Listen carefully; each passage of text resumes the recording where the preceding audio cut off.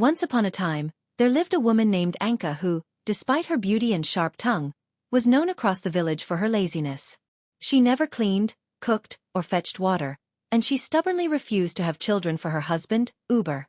To her, children were a burden and housework was meant for fools.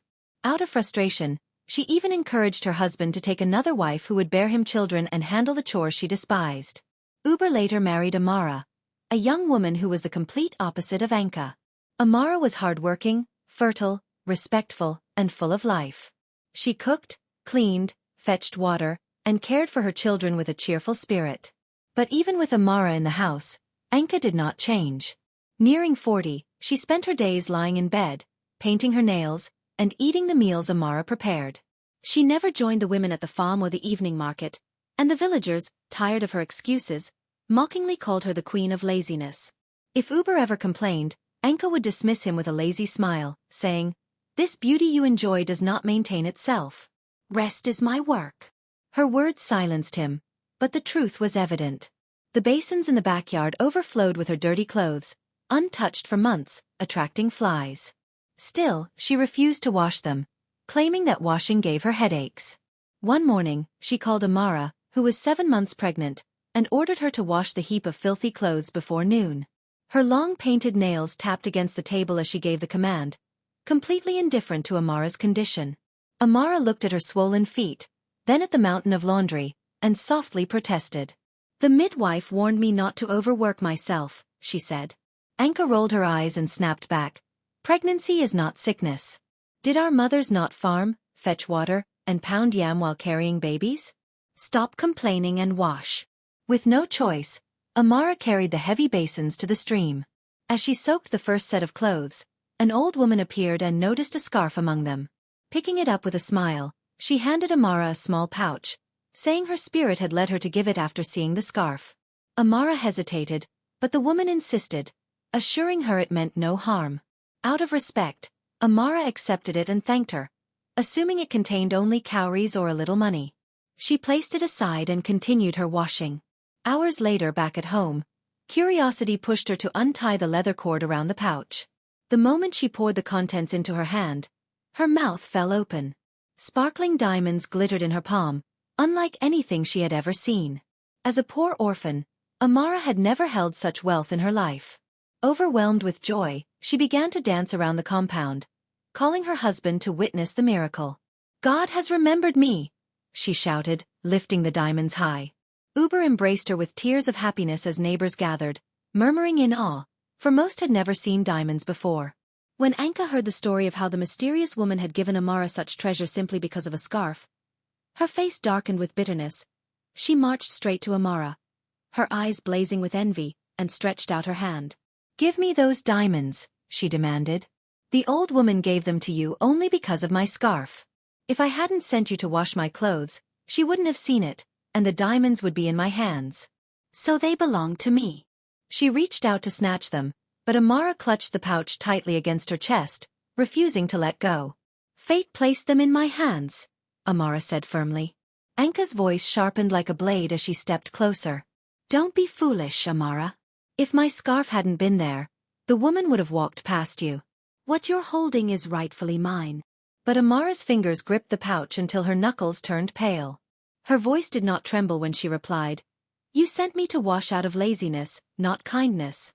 I labored under the hot sun with my swollen feet, and the gift came to me. The woman never asked for you. She gave them to me freely." Their quarrel echoed through the compound, drawing neighbors who whispered among themselves. Some sided with Anka, agreeing that the scarf had caught the old woman's eye, but others shook their heads, saying blessings followed those who worked, not those who wasted their days idling. Uber, disturbed by the noise, stepped into the circle and looked at both women. "The truth is simple," he said. "Fate rewards the hands that toil. Anka, if you had washed your own clothes, maybe the woman would have given you the gift. But you didn't, and the blessing passed to the one who labored." Murmurs of agreement rose from the crowd as Anka's face burned with shame. She stormed back to her room, vowing to get her own diamonds no matter what. The next morning, she gathered all her clothes, placed the scarf carefully on top, and carried them to the stream. She sat on a rock, waiting eagerly for the old woman to appear. Hours later, A small girl approached her, tears in her eyes. "Please, my father is sick in the bush," the child pleaded. "Come help me, he just collapsed nearby." Anka looked her up and down and scoffed. "Go ask someone else. I'm waiting for someone important." She turned her head away as the girl wiped her tears and walked off. Not long after, an old woman approached. Anka's face brightened instantly when she saw her and noticed the woman's eyes on the scarf. She smiled as wide as a child promised sweets, convinced that the long-awaited treasure was finally hers. The old woman smiled back gently, holding a red pouch in her hand. "My dear," she said softly, "I am only a poor woman. I have nothing precious to give, but I have a favor to ask. Please help me weed the grass around my home.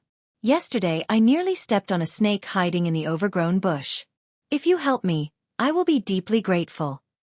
Anka's smile vanished at once. "Are you saying you are poor and have no jewels for me?" she asked sharply. The old woman nodded, pleading again. Anka's expression darkened, her voice dripping with disdain. "Weed your grass? Mama, my back has been aching for weeks. Even carrying this bucket here was a struggle. Ask those strong village boys. They enjoy such things." The woman tilted her head and said, "It won't take long. I can give you food in return." Anka waved her hand dismissively as though shooing away a fly. "Mama, I cannot. I am waiting for someone important, and besides, the sun is far too hot." "My skin burns easily," Anka said, waving the old woman off. The smile faded from the woman's face, and with a slow nod of disappointment, she turned to leave. As she walked away, the pouch in her hand slipped, hitting the ground. A single diamond rolled out, catching the sunlight. Anka's eyes widened, and in a flash, she rushed forward to help, pretending to show concern. She offered to weed the woman's yard after all, but the old woman shook her head and kept walking. Greed flared inside Anka. Her eyes followed the pouch, and before her thoughts could settle, she picked up a thick stick and struck the woman hard on the head. The old woman collapsed to the ground unconscious. Anka quickly snatched the pouch, her heart racing with satisfaction, and ran to gather her clothes by the stream.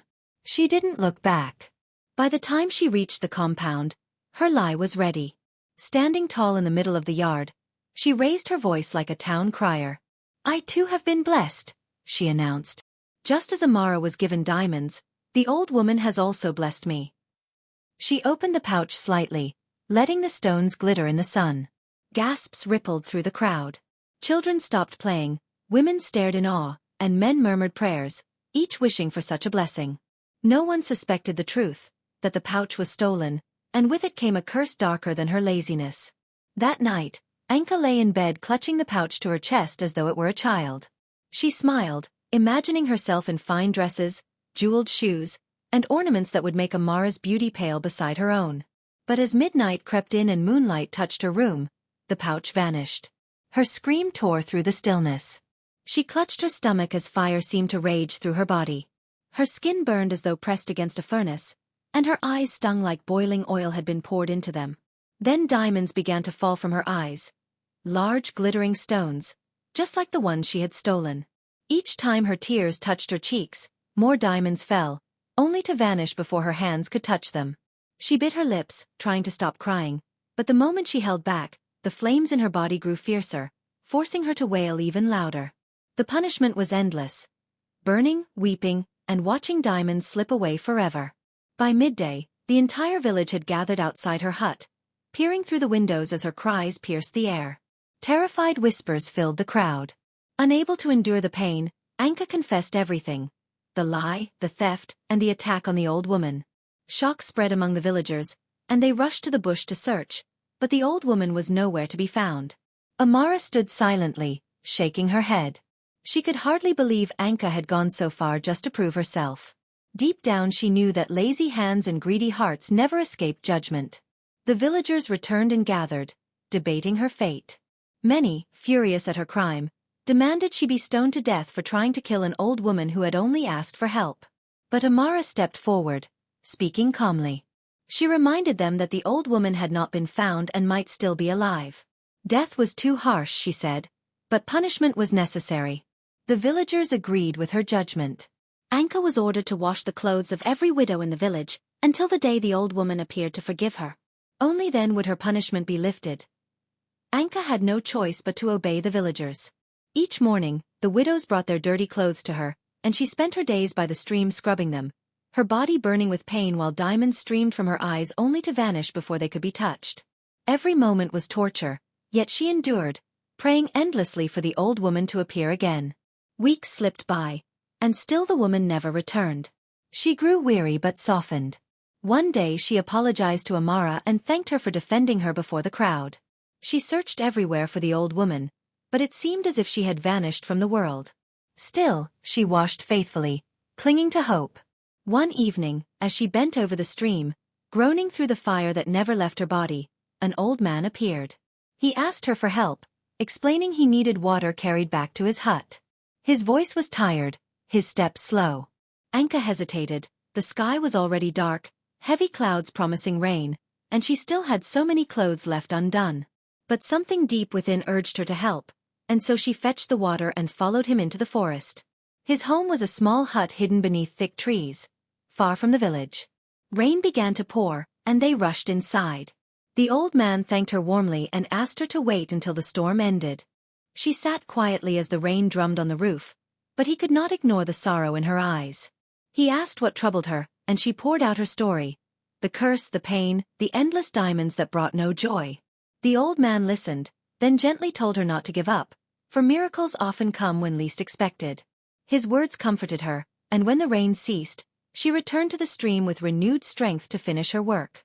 That night, as she came home exhausted, she found Amara in labor, groaning in pain while their husband was still away.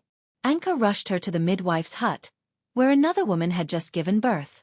As they took Amara inside, Anka sat quietly in a corner. Then a young woman approached her saying, "My sister has just delivered a child, but we have no money to pay. Can you help us?" Something stirred in Anka.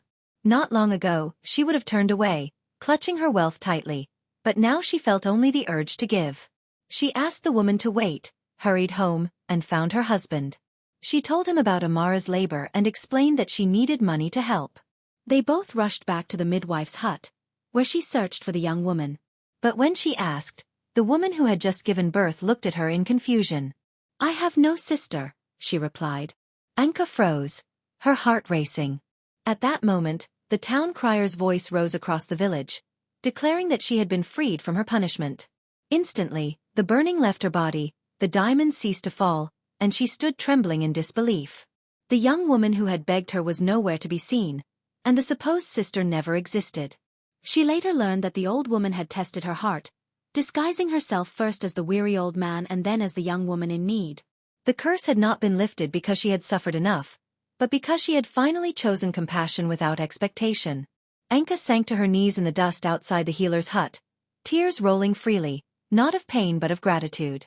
For the first time in months, she felt peace. From that day forward she changed completely. She washed not only the widow's clothes but also kept her household in order, cooking, cleaning, and caring for Amara's baby with tenderness. In time, she embraced motherhood herself. Though the old woman never appeared again, Anka lived as if she might return any day, ready this time to prove herself without hesitation. The truth she carried within her was simple but powerful. Kindness that expects nothing in return is the greatest wealth. A lazy hand may avoid work for a season, but the heart will always be tested. Only those who choose compassion will stand. Blessings often arrive in disguises, and sometimes the smallest act of help becomes the key to freedom from life's heaviest burdens.